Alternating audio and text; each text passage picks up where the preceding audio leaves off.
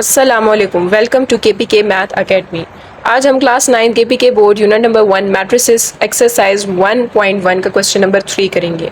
मेरी previous video में मैंने कुछ टॉपिक्स यूनिट नंबर 1 के क्लियर किए थे। Matrix, order of matrix and equality of to matrices, मैंने इन तीन टॉपिक्स को क्लियर किया था। उसी वीडियो में मैंने एग्जांपल नंबर 1 को भी एक्सप्लेन किया है और उसी वीडियो में मैंने एक्सरसाइज 1.1 का क्वेश्चन नंबर 1 और 2 भी क्लियर किया है। ठीक है, अगर आपने वो वीडियो नहीं देखी तो उसका लिंक मैं डिस्क्रिप्शन में दे दूंगी, आप लोग प्लीज़ वो पहले चेक कर लें, क्योंकि वो क्लियर नहीं होगा तो आप आगे एक्सरसाइज नहीं कर सकते। आज इस क्वेश्चन में हम ये पता करेंगे कि हमारे पास कुछ वैल्यूज़ हम फाइंड करेंगे, जैसे कि A1 2 की, ठीक है, A2 3 की, A3 2 की, A4 3, इन सब की हम वैल्यूज़ फाइंड करेंगे। ठीक है, बेसिकली हमारे पास A1 2 पे कौन सा एलिमेंट पड़ा हुआ है हमने वो फाइंड करना है। अब एलिमेंट क्या होता है, जैसे कि मैंने आपको बताया है कि मैट्रिक्स के अंदर जितने भी नंबर होते हैं ये सारे एलिमेंट होते हैं। जैसे कि 3 एलिमेंट है, 2 भी एलिमेंट है, -4 भी एलिमेंट है, ये सब एलिमेंट्स हैं। ठीक है, जितनी भी वैल्यूज़ होती हैं वो सब एलिमेंट्स कहलाती हैं। ठीक है, तो हमने बेसिकली A1 2 पे जो एलिमेंट पड़ा हुआ है हमने उसको फाइंड करना है कि वो कौन सा एलिमेंट है।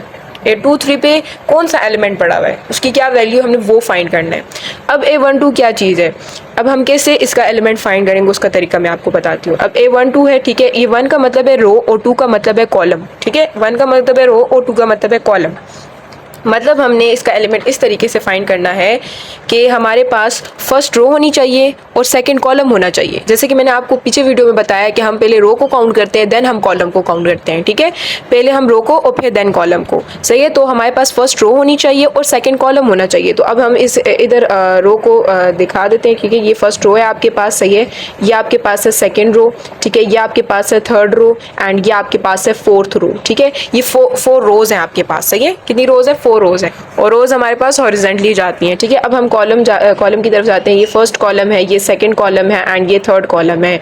ठीक है, कॉलम किस तरह जाते हैं, वर्टिकली मतलब जाते हैं। ठीक है, उधर जरा क्लियर नज़र नहीं आ रहा था तो मैंने इधर बना दिया। ठीक है, तो इधर हम क्या करेंगे, हमारे पास जो फर्स्ट रो है और जो सेकंड कॉलम है उसमें कौन सा एलिमेंट पड़ा हुआ है, ये हमारे पास है फर्स्ट रो और ये हमारे पास है सेकंड कॉलम। इधर ये दोनों इंटरसेक्ट करते हैं तो इट मीन्स कि ये वो एलिमेंट है, ये वो वैल्यू है A1 2 की।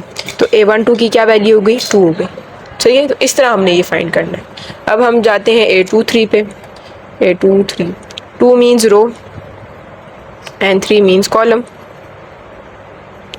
इसी तरह हम क्या करेंगे, फर्स्ट रो को चेक करेंगे। ठीक है, तो ये क्या है, सेकंड रो है और थर्ड कॉलम है, सेकंड रो है एंड थर्ड कॉलम है, ये इंटरसेक्ट करें इधर तो ये हो गया 0, इसकी तो वैल्यू हो गई 0। ठीक है, फिर इस तरह A3 2 पे आते हैं। ये 3 जो है वो आपके पास रो है और 2 जो है वो आपके पास कॉलम है। ठीक है, तो ये हमारे पास फर्स्ट हम रो को चेक करते हैं, रो को काउंट करते हैं। तो ये हमारे पास थर्ड रो है, तो ये वाली रो, ये थर्ड रो है हमारे पास और सेकंड कॉलम, ये सेकंड कॉलम है।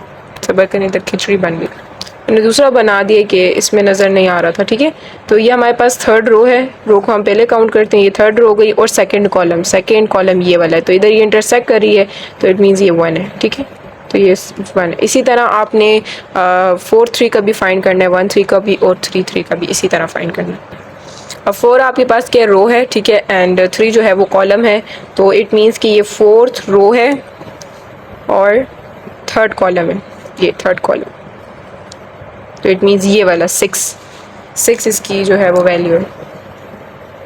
ये फिर इसी तरह हम A1 3 का करते हैं, तो 1 जो है वो आपके पास रो है और 3 जो है वो आपके पास कॉलम है, ये रो और ये कॉलम। ठीक है, तो इसकी क्या हमारे पास होगी वैल्यू, तो इसमें हमारे पास जो 1 है वो रो है और 3 जो है वो कॉलम है, तो इट मीन्स हमारे पास फर्स्ट रो होनी चाहिए, ये फर्स्ट रो होनी चाहिए। ठीक है, और थर्ड कॉलम होना चाहिए, ये है थर्ड कॉलम, तो इट मीन्स इधर लाइन इंटरसेक्ट करी तो -4 इसकी वैल्यू हो गई। ठीक है, फिर हम आ जाते हैं 3 3 पर। ठीक है, 3 3 को हम कैसे फाइंड करेंगे, इसी तरीके से। ठीक है, तो A3 3 को भी इसी तरह, 3 हमारे पास रो है और 3 जो है वो कॉलम भी है।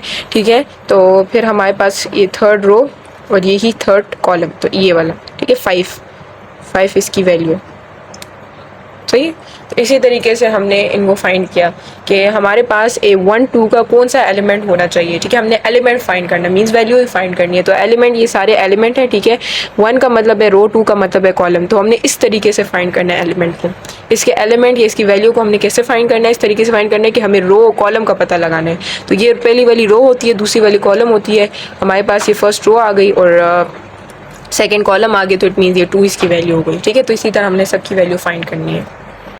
Question number 4 exercise 1.1। Question number 4 में हमें ये कहा गया है कि हमारे पास A B C D ये 4 मैट्रिसेस हैं और इनमें हमने इक्वलिटी चेक करनी है। जैसे कि हमने टॉपिक में ये टॉपिक जो है हमने इक्वलिटी ऑफ 2 मैट्रिसेस में क्लियर कर दिया था कि कैसे हमें पता लगाना है कि 2 मैट्रिसेस इक्वल हो सकते हैं। तो इधर भी हमने कुछ यही करना है कि हमने 2 मैट्रिसेस को इक्वल करना है, या फिर A को B के साथ या A को C के या D के साथ, मतलब इन चारों में से कोई भी 2 जो है वो इक्वल होने चाहिए, ठीक है। इसकी 2 कंडीशंस होती हैं जो कि हमने इक्वलिटी ऑफ 2 मैट्रिसेस में पढ़ चुके हैं कि इसकी 2 कंडीशंस होती हैं। पहली कंडीशन ये है कि उन 2 मैट्रिसेस का ऑर्डर इक्वल होना चाहिए। दूसरी कंडीशन ये है कि उनके जो कॉरस्पॉन्डिंग एलिमेंट्स हैं वो एग्जैक्टली सेम होने चाहिए। कॉरस्पॉन्डिंग जो एलिमेंट्स होते हैं वो हम कहते हैं उसे कि सेम पोजीशन वाले एलिमेंट्स, ठीक है। Corresponding elements mean same position वाले एलिमेंट्स, सही। तो वो एग्जैक्टली इक्वल होने चाहिए। और ये है कि हमारे पास दोनों कंडीशन सेटिस्फाई हों दोनों मैट्रिसेस की, तो फिर वो जाकर इक्वल हो सकते हैं। अगर हम A और B के चेक करें तो पहला कंडीशन हमने ऑर्डर उसका चेक करना है। तो ऑर्डर क्या होता है? ऑर्डर में हम ये चेक करते हैं कि नंबर ऑफ रोज जो हैं वो नंबर ऑफ कॉलम्स दोनों इक्वल हो, मतलब कि इसका ऑर्डर उसके ऑर्डर से इक्वल हो। ऑर्डर में हमारे पास होता है कि number of rose and number of columns, इसकी और इसकी number of rose and number of columns दोनों इक्वल होनी चाहिए, ठीक है। इस तरीके से हम ऑर्डर फाइंड करते हैं। जैसे कि हमारे पास ये फर्स्ट रो है, ठीक है, और ये सेकेंड रो है, ठीक है, और ये हमारे पास है फर्स्ट कॉलम और ये हमारे पास है सेकेंड कॉलम, ठीक है। ये फर्स्ट रो,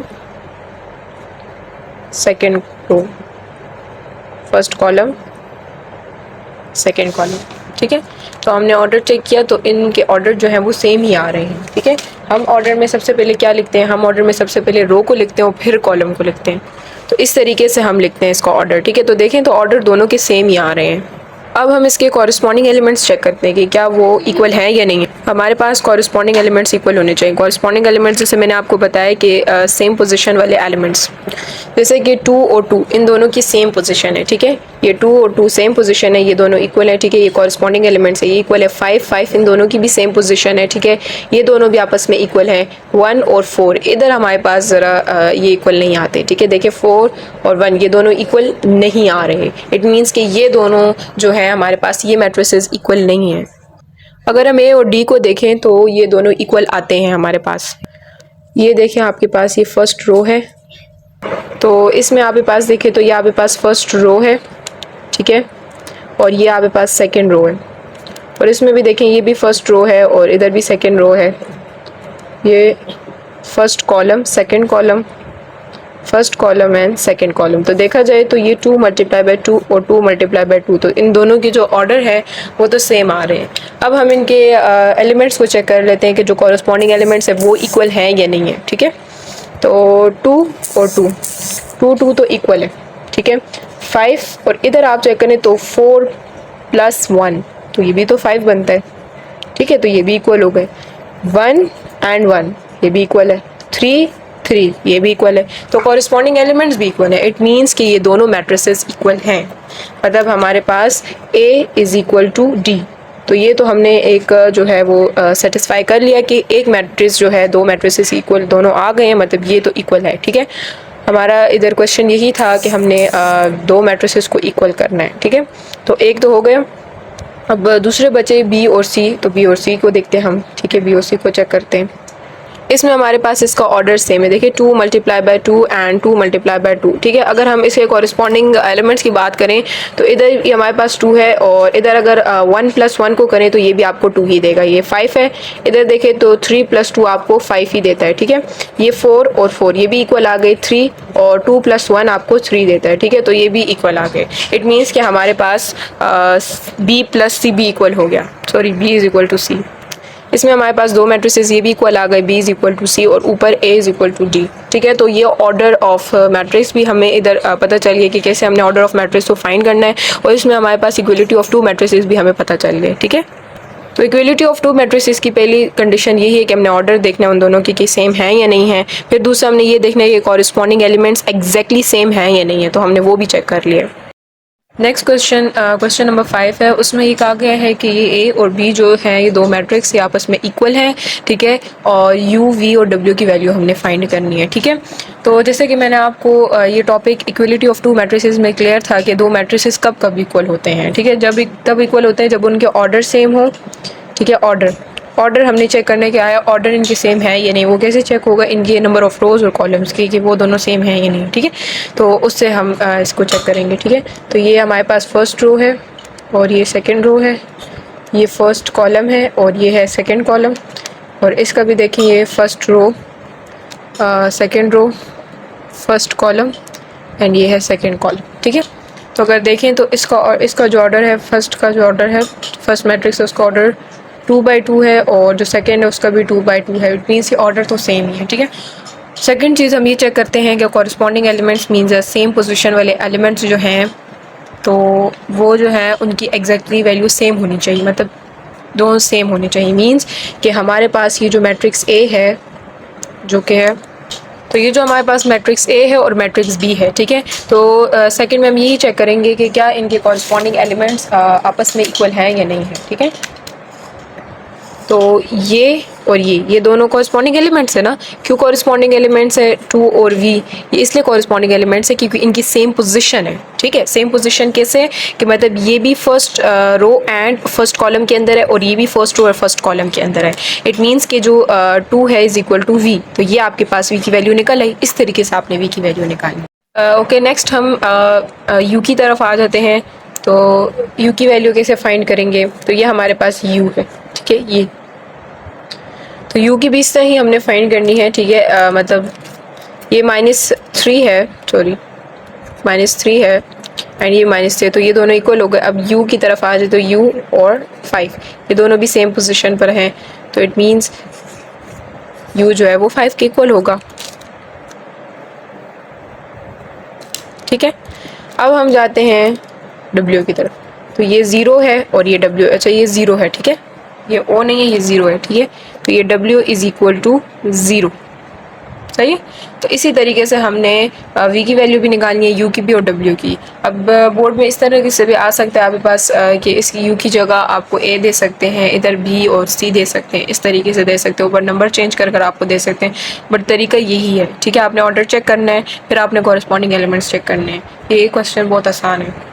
तो क्वेश्चन नंबर 6 जो है वो भी बिल्कुल क्वेश्चन नंबर 5 ही की तरह है, और उसमें भी हमें यही कहा गया है कि वेरिएबल्स हमें दिए गए और कहा गया कि वैल्यूज फाइंड करें। ठीक है, अच्छा ऊपर वाले क्वेश्चन में भी हमें ये बात क्लियर कर दी थी कि a and b are equal, तो हमने फिर वो इक्वलिटी जब आती है तो फिर हम 2 कंडीशंस लगाते हैं, हमने दोनों कंडीशंस पे लगाई। इधर हमें नहीं कहा गया बट हमें इक्वलिटी का साइन तो दिया गया, जिससे हमें ये पता चल गया कि ये दोनों मैट्रिसेस भी इक्वल हैं। ठीक है, तो इधर भी हम वो कंडीशंस चेक करेंगे।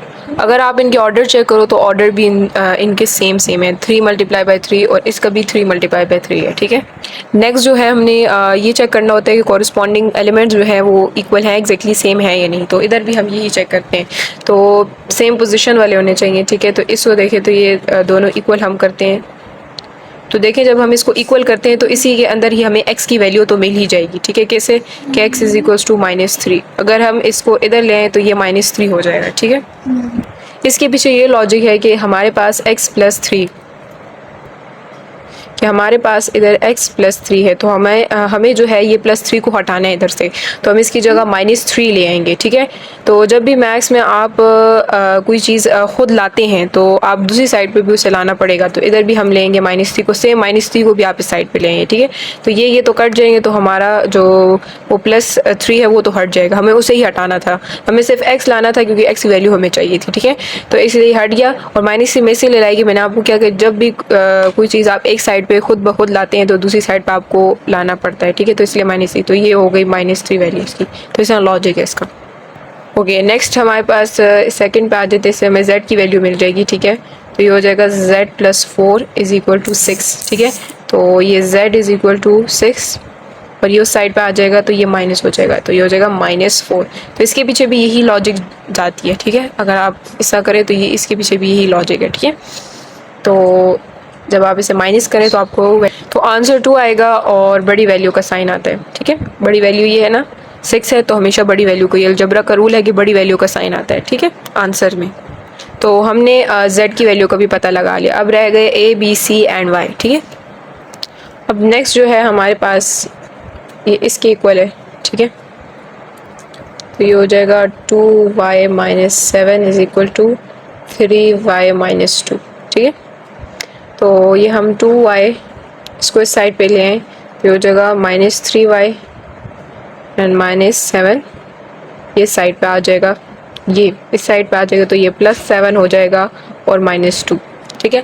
अब आप इसको करें सब्ट्रैक्ट और इसको भी सब्ट्रैक्ट करें, तो इस तरह कुछ आंसर आएगा, ठीक है। अब इसके साथ तो हमें तो y चाहिए, -y तो नहीं चाहिए, तो ये माइनस जो है ना उस साइड पे चला जाएगा, तो ये हो जाएगा y एंड इधर आ जाएगा, ये हो जाएगा 5। अब ये नहीं कि इधर आके ये प्लस हो जाएगा, ऐसा कुछ नहीं है, ठीक है। इधर आएगा तो ये इस माइनस ये 5 जो है 5 के साथ ये माइनस आ जाएगा, ठीक है। अब नेक्स्ट ये देखें तो ये भी सेम सेम आ रहे हैं, ठीक है। एंड फिर इसके बाद हमारे पास a है, a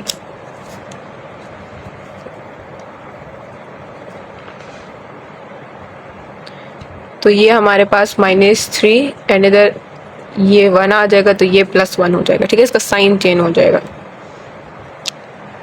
तो ये आपके पास -2 आ जाएगा, ठीक है। माइनस क्यों आया है? क्योंकि बड़ी वैल्यू के साथ जो साइन था वही आंसर में आता है, ठीक है।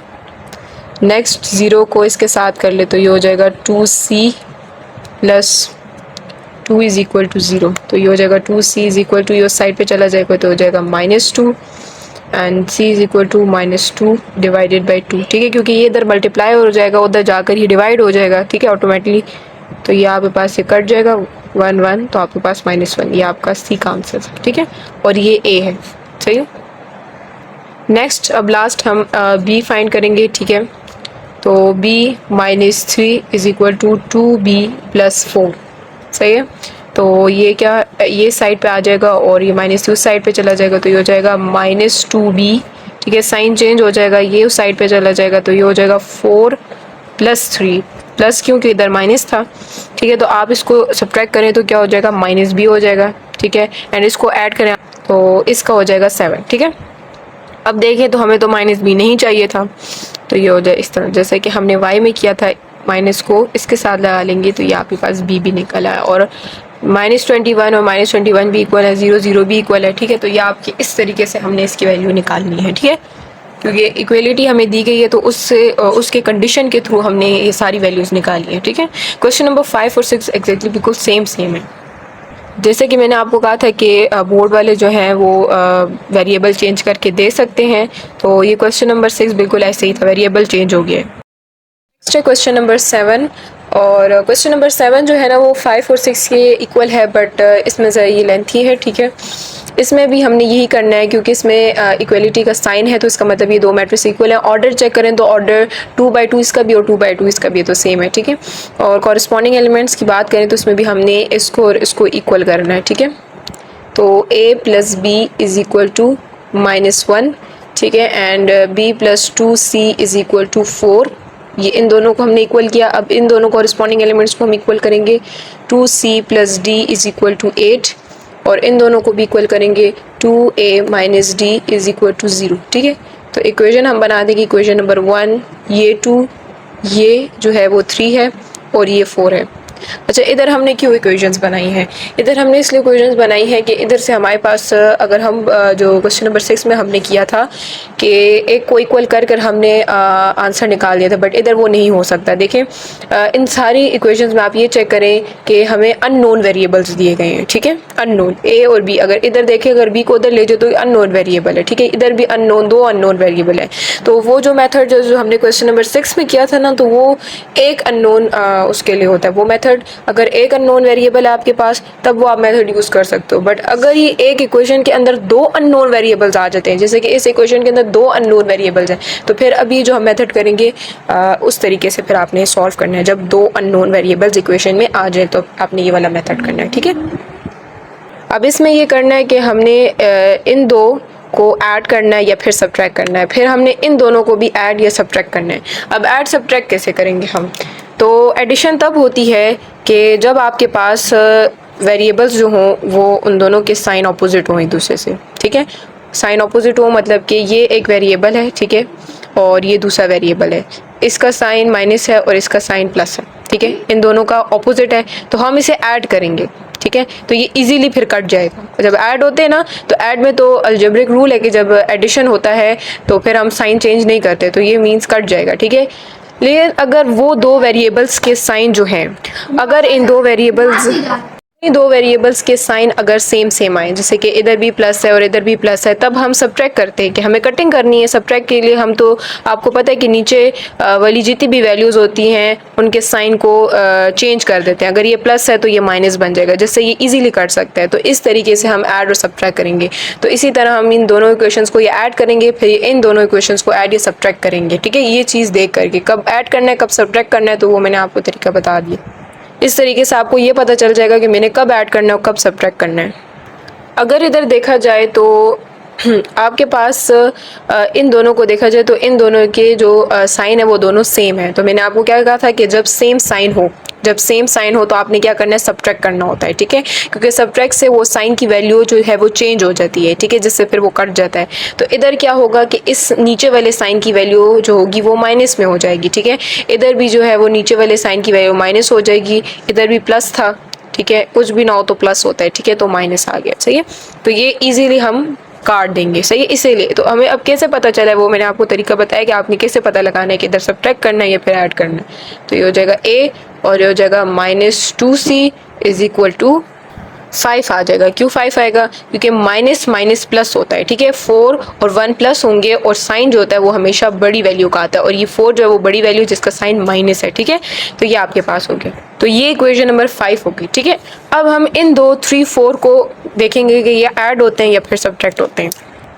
अगर इधर देखा जाए तो इन ये दो जो वेरिएबल्स हैं, तो इधर हम देखें तो ये दो जो वेरिएबल्स हैं, ठीक है, ये सेम हैं, तो इनके साइन देखें ऑपोजिट है। तो इधर हमें कोई ज़रूरत नहीं है इसको सब्ट्रैक्ट करने की। सब्ट्रैक्ट तो तब किया जाता है कि जब साइन सेम हो और फिर हम साइन चेंज करने के लिए हम सब्ट्रैक्शन करते हैं। बट इधर तो ऑटोमेटिकली हमारे पास दो अपोजिट वैल्यूज है, तो इजीली कट जाएगा। तो इधर हम क्या करेंगे, ऐड करेंगे इसको, ठीक है, ऐड करेंगे। उधर हमने क्या किया था, सब्ट्रैक्ट किया था, ठीक है। इधर हम ऐड करेंगे, तो ये ऐड से तो हम साइन चेंज नहीं करते, तो आपको पता है ये सिर्फ हम सब्ट्रैक्शन में ही इसको साइन चेंज कर लेते हैं, ठीक है। तो ये कट गया, ठीक है। तो ये हमारे पास क्या हुआ, 2a नीचे आ जाएगा प्लस 2c, ठीक है। 2c प्लस लगाएंगे आप इधर, अच्छा, और इधर क्या होगा 8 वैसे आ जाएगा। ये तो 0 के साथ ऐड होगा तो वो 8 ही बनेगा, ठीक है। इधर देखें तो ये 2 जो है ना दोनों साइड में कॉमन है, देखें 2 इधर भी कॉमन ले सकते हैं हम, दो साइड पे 2, तो इसलिए तो ये a प्लस c, ठीक है, 8। तो ये 2 जैसे देख सकते हैं आप, इधर मल्टीप्लाई हो रहा है, ये उधर जाकर डिवाइड हो जाएगा, ये 8 के पास जाकर डिवाइड हो जाएगा, ठीक है, is equal to 8 divided by 2, ठीक है। 2 1 ज़ा 2, 4 ज़ा 8, ठीक है। तो a plus C is equal to 4, ठीक है। तो ये आपके पास इक्वेशन नंबर 6 हो गई। अब हमारे पास दोबारा दो इक्वेशंस आ गई हैं, तो अब हम ये और इन दोनों को इसी तरह या फिर ऐड करेंगे, सब्ट्रैक्ट करेंगे, ठीक है।